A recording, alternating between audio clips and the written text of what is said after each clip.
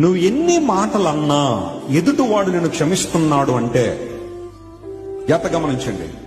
నువ్వు ఎన్ని మాటలన్నా ఎదుటివాడు నిన్ను క్షమిస్తున్నాడు అంటే నువ్వు చాలా ప్రమాదకరమైన స్థితిలో ఉన్నావని గుర్తించాను. ఎందుకోసం తెలుసా?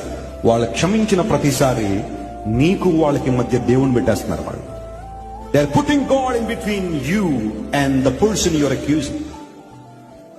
ప్రతీకారం తీర్చుకునే వాడికన్నా క్షమించేవాడికి ఎక్కువ భయపడాలంట మనం. ఎందుకోసం తెలుసా? ప్రతీకారం తీర్చుకునేవాడు అప్పటికప్పుడు అయిపోతుంది, ఆ డీల్ అయిపోతుంది. ఓ మాట అంటే ఇంకో మాట అనేశారనుకోండి, దానికి అక్కడతో చెల్లు అయిపోయింది. నువ్వు ఒక మాట అన్న మౌనంగా ఉంటాడు చూసారా, అలాంటి వాళ్ళతో చాలా జాగ్రత్తగా ఉండాలి. ఎందుకోసం తెలుసా? వాళ్ళ మౌనం దేవుని తీసుకొచ్చేస్తుంది మధ్యలోకి. వారి పక్షంగా ఎవరు నిలబడిపోతాడు.